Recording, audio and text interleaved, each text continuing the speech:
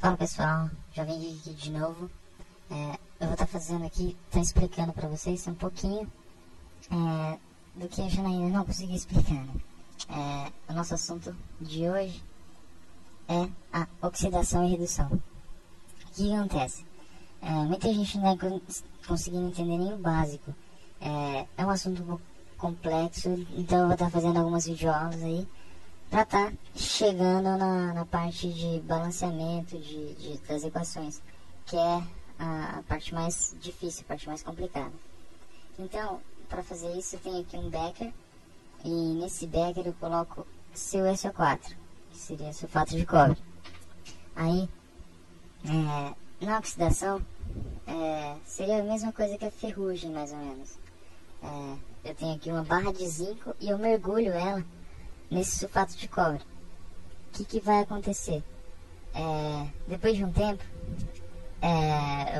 dessa barra de cobre, vai acontecer uma reação. A primeira coisa que eu tenho que lembrar é que esse sulfato de cobre, na solução, ele vai ficar com essa configuração. O cobre vai ser 2+, e o sulfato vai ser 2-. Por que é importante lembrar isso? Porque é justamente essa eletricidade que ele adquire aqui que vai fazer a oxirredução que é chamada, né? Então, depois de um tempo que se passa com essa barra de zinco aí, o que acontece? Ela vai sendo furada, ela vai perdendo os elétrons dela. Então, vamos supor que cada buraquinho desse seja um elétron, por exemplo, 2 elétrons que ela andou perdendo. Então, assim, ela perde massa, ela perde elétrons, ela dissolve pelo meio. Aí, o que acontece? Os elétrons do cobre que é 2+, ele vai... Os elétrons aqui, o que vai acontecer? O cobre é 2+, não é? A configuração dele é sempre querer estar estável, tá? Sólido. Então, o que começa a acontecer? Esses 2 elétrons que ele precisa ganhar são justamente esses 2 elétrons que o zinco está dando para ele. Então, a gente tem aí essa configuração que o elétron que o zinco libera, ele vai estar servindo para quê?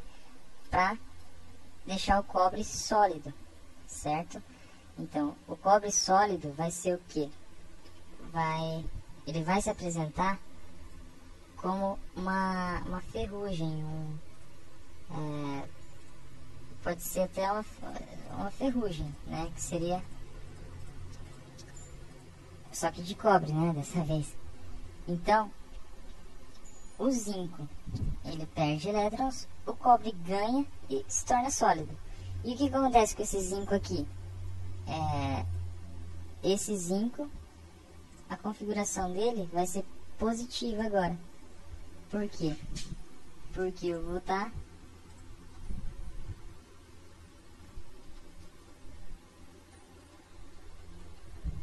O zinco vai ser positivo, porque 2+, né, na verdade.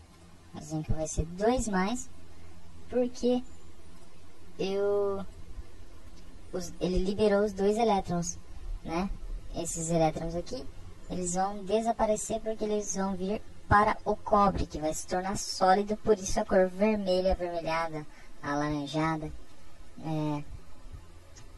Assim vai acontecer aquela fórmula que a Janaína passou pra gente.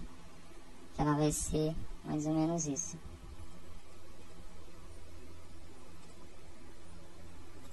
Vou pegar aqui. O zinco sólido, ele vai virar zinco 2+,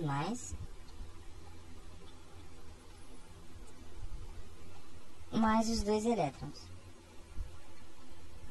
Por que 2? Porque ele é 2+. Isso a gente vai aprender no NOx, né? Ele se torna 2+ por causa do NOx, que a carga dele é 2+. pela configuração na tabela e tudo mais.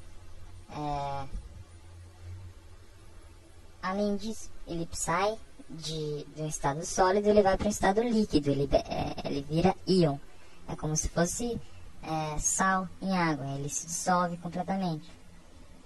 E o cobre, que era 2+, por causa vamos falar? O cobre era 2+, porque ele estava junto com o sulfato. Na hora que ele entra em ambiente aquoso, ele vai se separar, sendo o cobre 2+, e com esses 2 elétrons que ele ganhou do zinco, ele vai se tornar um cobre sólido, certo? Assim a gente passa uma linha aqui, e a equação geral balanceada a gente só tira os elétrons, certo? Então a gente vai ter que o zinco normal mais o cobre 2+, né? Esse 2+ eu estou pondo em parênteses porque é a carga.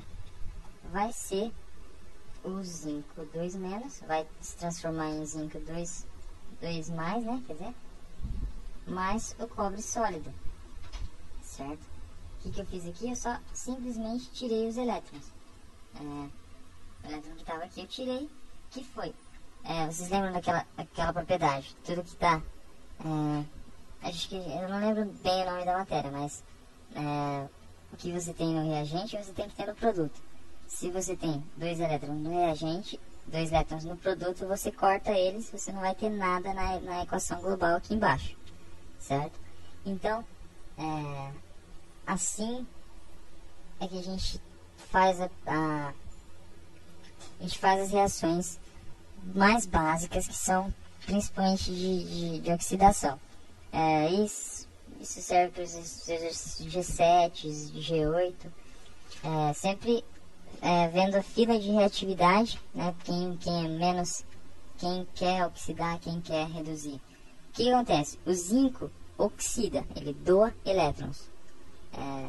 Tá escrevendo aqui também. O cobre, ele reduz, porque ele recebe os elétrons. E essa é a equação global.